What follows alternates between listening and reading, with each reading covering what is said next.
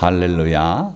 오늘 저는 여러 성도님들과 함께 하나님께 감사하라, 그리고 부제목으로 감사의 필수 요소들, 이런 제목으로 함께 은혜를 나누겠습니다. 세 단락으로 말씀을 증가할 텐데, 첫째 단락, 우리가 감사해야 할 것들. 자, 여기 시편 106편 1절을 보면은 할렐루야, 여호와께 감사하라. 그는 선하시며 그 인자하심이 영원함이로다. 어떻습니까? 여러분들, 이 귀중한 시편의 말씀이고 많이 인용되는 말씀인데, 여기에서 보니까 감사해야 될 내용이 우리가 일상적으로 감사하는 것과 좀 다르지 않습니까? 하나님께, 여호와께 감사하라, 이것까지는 좋아요.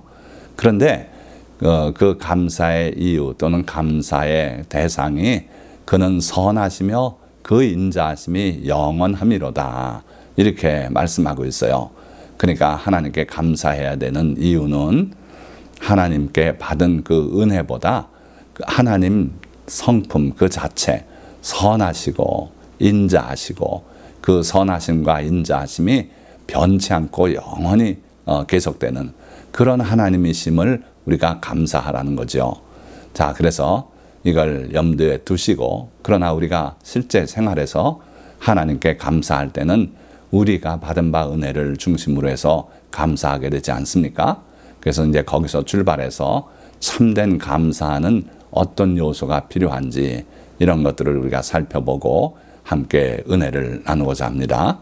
자, 감사하면 그래도 청교도들의 감사를 우리가 먼저 떠올리지 않습니까? 우리 기독교 안에 추수감사주일이 오래전부터 내려오고 있는데, 그 근원이 이들 청교도들에게 있지 않습니까?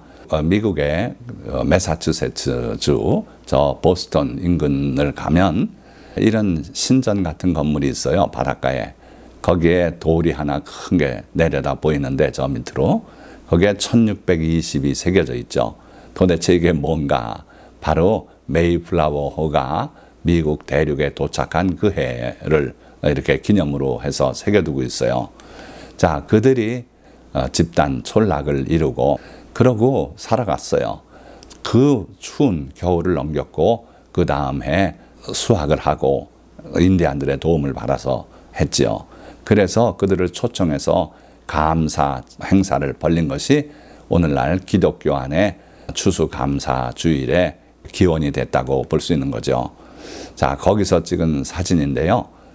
어떤 백인 아저씨가 다가와서 제가 관심 있게 거기 오래된 성경책을 들여다보고 하니까 이게 예배 장소입니다. 그들의 저에게 제안을 해서 사진을 찍어줬고 또 같이 사진을 찍었던 모습이에요. 자, 어쨌든 이들 청교도들의 감사의 첫째는 무엇이었을까 생각해 보면 신앙의 자유를 누리며 살 수 있음에 감사했을 게 틀림없어요.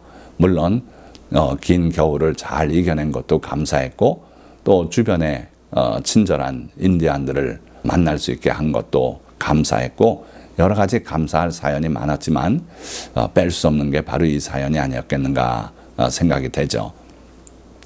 자, 오늘 제가 이 감사에 관한 설교를 준비하게 된 이유는 사실은 지난 주말에 12년 만에 에어쇼에 갔었어요. 그것도 한국의 에어쇼가 아니라 미국 워싱턴 DC의 앤드류 공군기지에서 진행되는 에어쇼를 가서 보게 됐어요. 그런데 이게 제가 에어쇼 보는 걸 상당히 좋아합니다. 자주 보진 못했죠. 12년 만에 한 번 또 보게 된 거니까. 그러나 그 분위기라든지 이걸 즐기는데, 지난 2010년에 오산 공군기지에서 있었던 에어쇼를 봤고요. 그리고 이번에 2022년이니까 무려 12년 만에 다시 본 에어쇼죠. 여기서 사실은 감동을 느껴서 오늘 이 설교를 준비했는데, 감사에 관한 감동이었어요. 자, 뭐 때문에 감동했는가? 여기 뒤에 배경사진이 아이젠하워 대통령의 전용기예요. 그래서 그 앞에 아이젠하워 대통령의 그 실제 크기 사진이 이렇게 세워져 있고, 거기서 같이 사진을 찍었어요. 자, 그런데 이게 찍고 싶어서 찍었다기보다 제가 먼저는 이렇게 셀카를 찍었죠. 그런데 저 옆에 백인 아저씨 한 분 있지 않습니까? 제게 다가와서 친절하게 이 비행기에 관해서 질문할 게 있으면 하시라고. 그래서 이게 진짜 날릴 수 있습니까? 그랬더니 자기가 델라웨어에서 이걸 조종해서 여기까지 왔대요. 정말 믿어지지 않습니다. 아이젠하워 대통령은 1950년대, 60년까지 이렇게 대통령을 지낸 분 아닙니까? 그러니까 70년이 넘은 비행기예요. 그래서 그게 참 신기로웠고 몇 가지 대화를 통해서 알았던 내용은 요 비행기가 6대가 제작이 됐대요. 그런데 그중에 지금까지 날 수 있는 비행기는 이거 하나 남았다.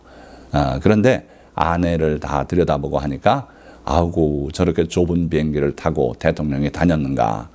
요즘 미국의 에어포스 원이라고 대통령 전용기를 보면 수백 명이 기자들과 함께 이렇게 타고 움직일 수 있는 그런 비행기 아닙니까? 대통령뿐입니까? 우리 일반 서민들도 여행을 할 때 그 타는 비행기가 몇백 명이 한꺼번에 타고 아주 안락한 그런 비행을 즐길 수 있지 않습니까? 자, 그런데 한 70여 년 전이지만 이 아이젠하워 대통령의 비행기를 보니까 우리의 삶이 그 대통령보다 훨씬 낫다 하는 그런 걸 느꼈어요. 자, 그러면서 줄줄이 감사가 나왔는데 첫째는 대통령도 못 누린 문명의 혜택을 누리게 하신 하나님의 은혜가 감사했고요. 또 저 자신은 미국에 들어와서 자유롭게 떠나고 싶을 때 떠나고 있고 싶을 때 있고 하는 그러한 자유를 저에게 주셨어요. 이게 50년 전에 하나님께서 제게 약속으로 주신 그런 말씀인데 이게 드디어 이루어졌어요. 그래서 워싱턴 DC에 대통령이 출입하는 이 앤드류 공군기지에서 에어쇼를 관람할 수 있고 이렇게 됐다는 게 참으로 감사하게 느껴지더라고요. 그리고 지난번 에어쇼를 보고 나서 그동안 12년이 경과했는데 그동안 또 제가 15살 때 중3 학생으로서 그때 폐결핵을 심하게 앓고 있었기 때문에 졸업하고 죽으면 좋겠습니다. 하나님께 그렇게 서원했던 적이 있어요. 그런데 그날로부터 친다면 50년 훨씬 넘게 건강을 주시지 않았습니까? 이런 것들이 다 감사하고 마음에 북받쳐 오르는 그런 감사를 드리게 되더라고요. 자, 그런데 이건 개인적인 일이고 대한민국의 성도라면 또는 미국의 교민들이시라면 하나님께 감사해야만 할 일들이 있다. 그거는 아까 청교도들 얘기에서 나눴던 것처럼 신앙의 자유를 누리며 살아갈 수 있음을 감사해야겠다 하는 거예요. 6.25 전쟁에서 대한민국이 공산군에게 함락이 되고 끝까지 밀렸다면 오늘 대한민국은 없었을 거예요. 그리고 우리는 신앙의 자유를 누리지 못하고 그 공산 치하에서 삼부자 우상 앞에 가서 절하고 이런 삶을 살 수밖에 없었을 것이다. 그런데 하나님께서 대한민국을 지켜주셔서 이와 같이 신앙의 자유를 누리며 살아갈 수 있음을 감사해야 되겠다 하는 거죠. 뿐만 아니라 바로 제가 그 에어쇼에서 느꼈던 것처럼 발달된 문명의 혜택을 누리며 살아갈 수 있음을 또한 감사해야 돼요. 그럼에도 불구하고 불평하며 사는 사람들이 많이 있습니다. 그것은 성도로서 버려야 될 태도인 줄 믿습니다. 자, 보세요. 메이플라워호 얼마나 갑갑한 항해를 몇 달을 해서 미국을 건너왔지 않았습니까? 그리고 아이젠하워 대통령조차도 저렇게 좁은 비행기를 타고 이동을 했었어요. 그러나 오늘 우리는 그것보다 훨씬 나은 교통수단을 누리고 있고 또 통신수단을 누리고 있지 않습니까? 손에 있는 스마트폰을 통해서 어느 곳에 있든지 이렇게 통화가 가능하고 그래요. 거기다가 볼거리, 먹을거리, 편안한 주거 환경 모든 것들이 복에 겨울 정도로 그걸 누릴 수 있게 허락하신 것을 감사해야 될 줄 믿습니다. 그러나 그 모든 것들보다 하나님의 선하심, 인자하심, 신실하심을 감사해야 될 줄 믿습니다. 그 하나님께서 우리에게 생명을 주셨고 우리의 병을 치료하여 건강을 허락하여 주심을 감사해야 될 줄 믿습니다. 그리고 우리를 위해 이 땅에 오셔서 십자가에 못 박혀 보혈을 흘려 우리 죄를 사해 주신 주님의 그 은혜를 또 감사해야 될 줄 믿습니다. 자, 그러면 두 번째 단락으로 감사에 관한 성경의 교훈들 무엇이 있는가? 다 잘 아시는 내용이지만 항상 우리가 되돌아보고 또 한번 기억하고 하는 게 좋습니다.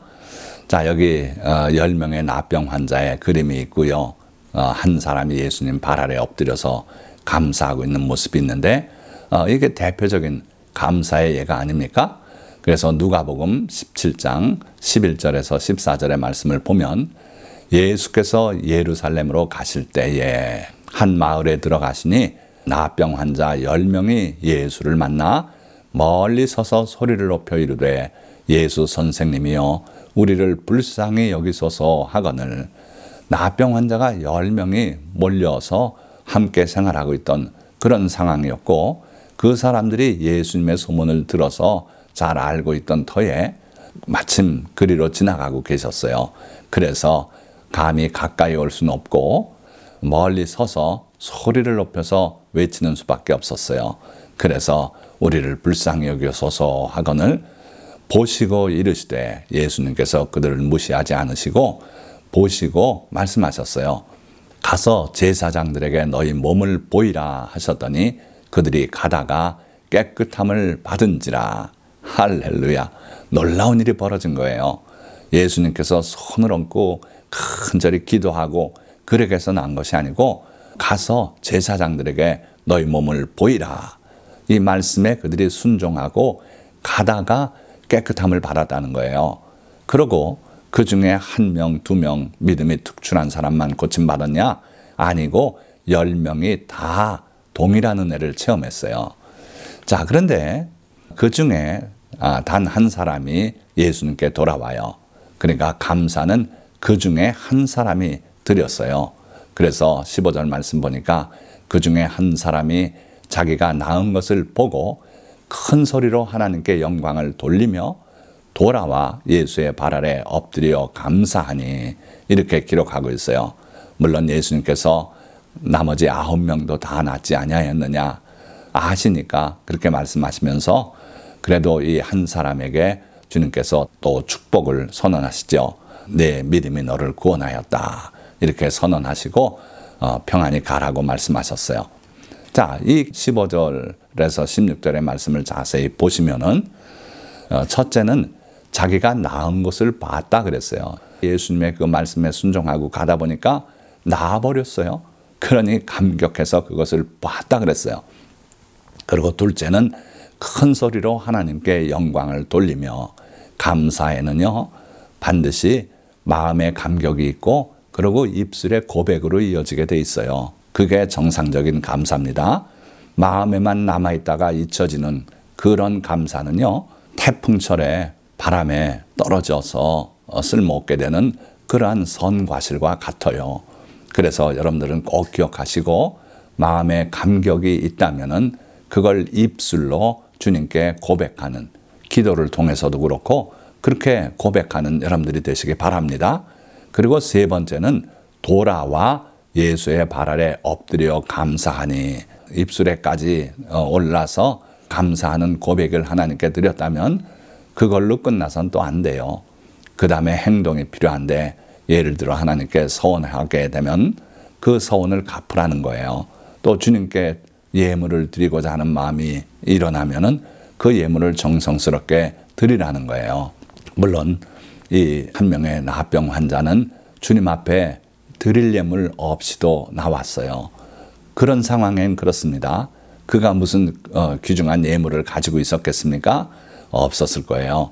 그러나 주님 앞에 나와서 엎드려서 감사하는 이 행위 자체가 예물 드림과 다를 바가 없죠. 자, 그러나 만약 그가 드릴 수 있는 처지였다면 드렸을 것이고 그렇게 해야 한다는 거예요. 자, 두 번째 예화 보시면은 역대하 32장 25절의 말씀인데 히스기야가 발병이 나서 하나님께서 선지자 이사야를 보내어 이제 곧 내가 세상을 뜨게 된다. 주변을 정리하라. 그러자 히스기야가 문무백관을 뒤로 하고 벽을 향하여 돌아앉아서 눈물을 흘리며 하나님께 기도하지 않습니까? 자기가 하나님을 사랑하고 하나님을 위해서 했던 선한 일들을 기억해달라고 그렇게 부르짖으며 마음을 찢으며 하나님께 간절히 통곡하며 기도했어요. 그때 집으로 돌아가던 이사야 선지자에게 하나님의 말씀이 임하여서 내 종 히스기야에게 돌아가라. 가서 15년을 연장해 준다고, 생명을 연장해 준다고 그에게 말하라. 그렇게 해서 히스기야가 고침받지 않았어요. 그런데 문제는 그 하나님의 놀라운 병고침을 받은 히스기야가 마음이 교만하여졌어요. 그래가지고 그 받은 은혜를 보답하지 아니하므로 진노가 그와 유다와 예루살렘에 내리게 되었더니, 자 보십시오. 여러분들 기쁘고 즐거운 일이 있습니까? 그때 마땅히 하나님께 감사하는 그러한 자세로 하나님을 섬기지 못하면 잘못한 그게 화가 될 수 있어요. 마음이 교만해서 받은 은혜를 보답하지 아니할 때 하나님은 매우 섭섭하시고 때로는 진노까지 하실 수 있다는 거예요. 그래서 진노가 유다와 예루살렘에 내리게 되었더니 하나님이 그렇게 작정을 하셨어요. 그러나 26절 말씀을 또 읽어보시면은 다행스럽게 히스기야가 그 교만을 뉘우치고 예루살렘 사람들도 다 같이 회개하고, 그래서 그 하나님의 작정하신 진노가 히스기야 때는 일어나지 않았다고 기록이 되어 있어요. 그러나 우리가 기억할 것은 은혜는 보답해야 된다. 그게 바로 참된 감사다. 그래서 주님 앞에 서원한 것이 있음 반드시 그 서원을 이루는 것이 스스로를 위해서 좋은 일이다. 그리고 또 예물을 드리기로 했으면 그 예물을 정성스럽게 하나님 앞에 드리는 것으로 감사가 완성이 된다 하는 거예요. 자, 그러나 우리 마음속에 때때로 이러한 교만이 싹트고 자라나서 이런 감사를 회방하고 막아서는 그런 일이 있다. 기억하시고 절대로 교만한 사람이 되지 않으시고 겸손하여서 하나님께 대한 감사를 다 이룰 수 있는 성도님들 되시기를 주님의 이름으로 축원드립니다. 자, 세 번째, 율법에 새겨진 감사의 핵심 요소들을 한번 말씀 따라 살펴보려고 합니다. 신명기 26장의 말씀인데, 토지 소산의 만물을 거둔 후에 하나님께 감사하는 내용이 여기 잘 기록되어 있어요. 자, 보면 내 하나님 여호와께서 내게 주신 땅에서 그 토지의 모든 소산의 만물을 거둔 후에 그것을 가져다가 광주리에 담고 내 하나님 여호와께서 그의 이름을 두시려고 택하신 곳으로 그것을 가지고 가서, 자, 이게 쉬운 일입니까? 왜냐하면 하나님께서 그의 이름을 두시려고 택하신 곳은 예루살렘 한 곳뿐이 없어요. 그러니까 저 북쪽에서 3, 4일 아니면 한 일주일을 와야 돼요. 이 남쪽 끝에서도 그렇습니다. 이스라엘 땅이 크지 않은 땅이지만 그 험한 길들 고려하면은 한 일주일씩 걸리는 지점들이 많다는 거예요. 그런데 곳곳에서 하나님 앞에 감사해서 만물을 거둔 후에는 광주리에 담고 그걸 가지고 오라는 거예요. 자, 그리고 세 번째는 그때 제사장에게 나아가, 우리 임의로 아무 데서나 제사 드리는 게 아니고 하나님께서 세우신 그 제사장에게 나아가라는 거예요. 그 추수감사를 동네에서 자기 집에서 가족 단위로 또는 이웃이 모여서 드린다면 쉬워요. 그러나 하나님의 말씀은 그렇지 않고 하나님의 이름을 두시려고 택하신 그것으로 가지고 가래요. 자, 여러분들 말라기 1장 13절에 보면은 제사장들이 이 일이 얼마나 번거로운고 이렇게 탄식하는 이야기가 나와요. 이 계명을 실천하기도 그렇지 않습니까? 오늘 우리 그리스도인들이 하나님의 모든 율법을 다 내동댕이 치고 그저 믿음으로 구원받는다고 말하지만 예수님의 가르침은 그렇지 않았다는 것이고, 이렇게 하나님의 계명들을 우리가 실천할 때 믿음은 더 깊어진다 하는 걸 여러분들이 아시기 바랍니다.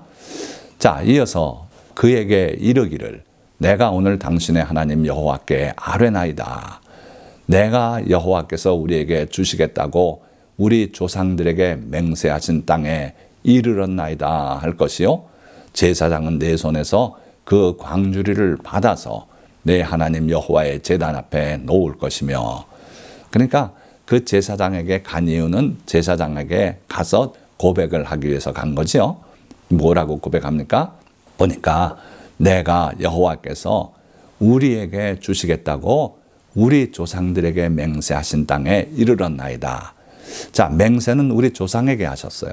그런데 누구에게 그 땅을 주시겠다고 맹세했어요? 우리에게 주시겠다고. 그랬는데 그게 현실로 이렇게 됐습니다 하고 하나님께 감사하는 거예요.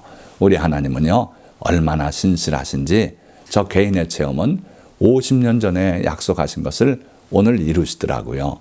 그걸 잊지 않으시고 또 그거 이제 세월이 많이 흘렀고 시대가 달라졌으니 잊어먹어라 이렇게 안 하시고 이루시더라는 거예요.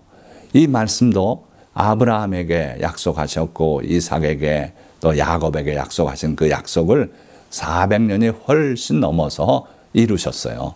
그러니 우리 하나님은 신실하신 하나님이에요. 믿을 수 있는 하나님이에요.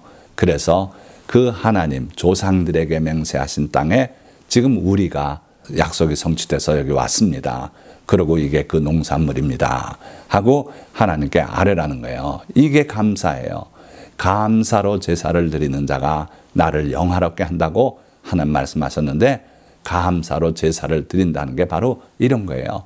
자, 또 5절 보니까 너는 또 내 하나님 여호와 앞에 아뢰기를 내 조상은 방랑하는 아람 사람으로서 애굽에 내려가 거기에서 소수로 거류하였더니 거기에서 크고 강하고 번성한 민족이 되었는데, 자 보세요. 지난날에 초라했던 자신의 모습을 하나님께 또 고백하는 거예요. 그런 일은 숨기고 남들에게 알려지지 않길 바라는 사람들이 있어요. 그러나 하나님의 백성은 하나님 앞에 자신의 보잘것 없었던 모습을 고백하라는 거예요. 그래서 내 조상은 방랑하는 아람 사람이었습니다. 즉 아브라함이 그랬다는 거예요. 아람에서 출발해서 그렇게 와서 가나안 땅에 손님처럼 지내고 그리고 한 곳에 정착하지 못하고 애굽으로도 내려갔다 또 돌아왔다 방랑하는 생활을 했던 사람입니다. 그런데 애굽으로 내려가서 거기서 소수로 거류하였습니다. 그런데 하나님께서 크고 강하고 번성한 민족으로 키워주셨습니다. 그런데 애굽 사람이 우리를 학대하며 우리를 괴롭게 하며 우리에게 중노동을 시키므로 우리가 우리 조상의 하나님 여호와께 부르짖었더니 여호와께서 우리 음성을 들으시고 우리의 고통과 신고와 압제를 보시고 여호와께서 강한 손과 편팔과 큰 위험과 이적과 기사로 우리를 애굽에서 인도하여 내시고 이곳으로 인도하사 이 땅 곧 젖과 꿀이 흐르는 땅을 주셨나이다. 그래서 하나님께서 우리의 부르짖는 기도를 들으시고 그의 종 모세를 보내서 하나님의 그 크신 권능을 나타내 보여주시면서 인도해 내셨다는 거예요. 그래가지고 결국은 이 땅 곧 젖과 꿀이 흐르는 땅을 주셨나이다. 아름다운 이 땅을 주셔서 오늘 이걸 가져왔다 하는 거죠. 여호와여 이제 내가 주께서 내게 주신 토지 소산의 만물을 가져왔나이다 하고 너는 그것을 내 하나님 여호와 앞에 두고 내 하나님 여호와 앞에 경배할 것이며 내 하나님 여호와께서 너와 내 집에 주신 모든 복으로 말미암아 너는 레위인과 너희 가운데 거류하는 객과 함께 즐거워할지니라. 그러니까 하나님 앞에 입술에 고백을 드리고 그리고 나서 경배를 드리고 또 함께 즐기는 축제를 즐기고 이렇게 하라는 거예요. 참된 감사의 요소가 여기 다 표현되지 않습니까? 하나님의 그 놀라운 은혜에 감격하여서 주신 농작물을 가지고 먼 길이지만 와서 제사장 앞에 놓고 그러고 입술에 고백을 드리고 그러고 나서 하나님을 경배하고 찬양하면서 추수감사 제사를 즐기라는 거죠. 마지막 단락으로 온전한 감사의 세 요소를 정리해 보고자 합니다. 자, 첫째는 마음의 깨달음과 감격이 있어야만 온전한 감사가 이루어질 수 있다. 이게 출발점이다. 그 나병 환자 한 사람이 자기가 나은 것을 보고 하나님께 큰 소리로 영광을 돌리며 예수님 앞에 나와서 엎드려 감사하지 않습니까? 그는 자기가 나은 것을 봤다 그랬어요. 느꼈어요. 감격했어요. 이래서 마음의 깨달음과 감격이 온전한 감사의 출발점이다. 자, 그리고 나서는 마음에 머물고 말면은 바람에 떨어진 낙가와 같아요. 그래서 마음에 감격하고 하나님의 은혜를 깨달았으면은 입술로 드리는 감사의 고백이 있어야 된다 하는 거예요. 비 없는 구름 같은 허망한 말이 아닌 진정한 감사, 감격하는 마음을 입술로 고백하고 간증하시라 하는 거죠. 그래서 하나님은 이걸 기뻐하십니다. 여러분들이 진정으로 감격해서 하나님 앞에 입술에 고백을 드리는 것, 이게 바로 감사의 두 번째 요소다.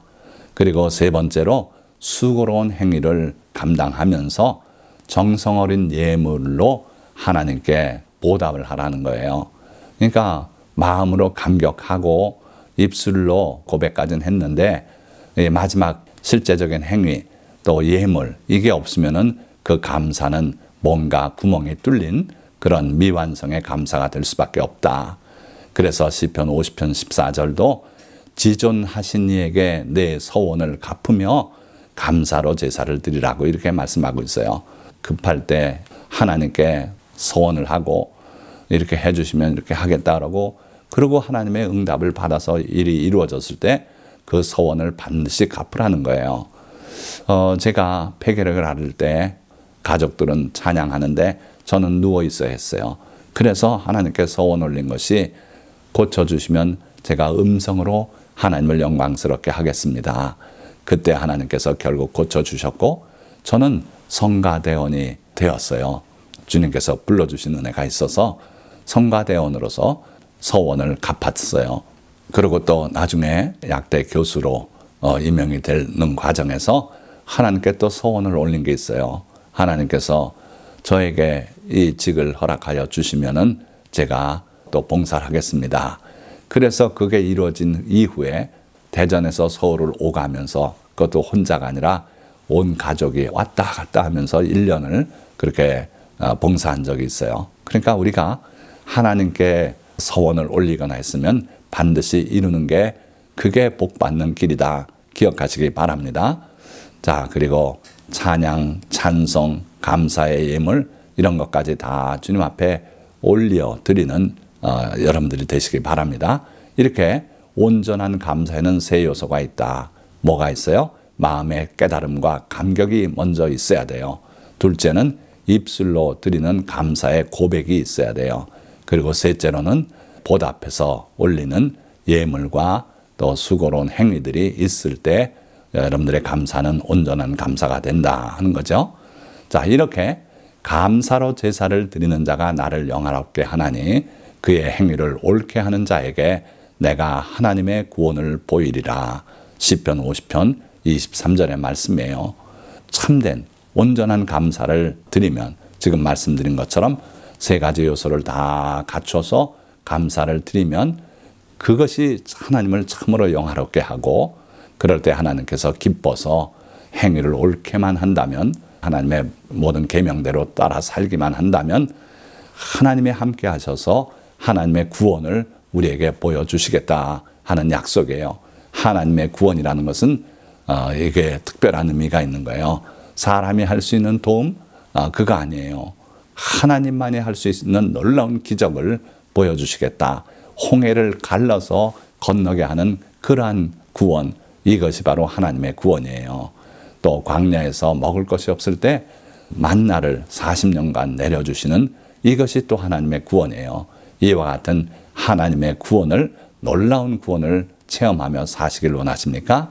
감사로 제사를 드리십시오. 그럴 때 하나님이 영화롭게 느끼시고 그러한 기적을 베풀어 주신다는 거예요. 자, 말씀을 맺겠습니다. 참된 감사를 드리려면 첫째로 하나님의 은혜를 깨닫고 감격할 줄 아는 겸손한 마음을 품어야 합니다.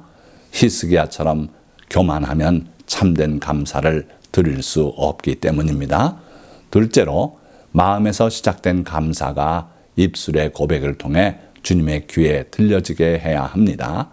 마음에만 있다 잊혀진 감사는 태풍에 떨어진 선과일과 같습니다. 셋째로 주님의 은혜에 보답하되 서원한 것이 있다면 속히 실행하고 마땅히 드릴 예물은 정성을 다해 드려야 합니다. 이렇게 온전한 감사를 드릴 때 주님은 하나님의 놀라운 구원을 베풀어 주실 것입니다. 오늘 이 설교를 들은 모든 성도님들이 이와 같이 온전한 감사를 드려서 항상 하나님의 함께 하심을 체험하시고 하나님의 구원이 필요한 때 하나님의 놀라운 구원이 여러분들에게 임하는 그러한 복을 누리시기를 예수 그리스도의 이름으로 축원드립니다. 기도하겠습니다.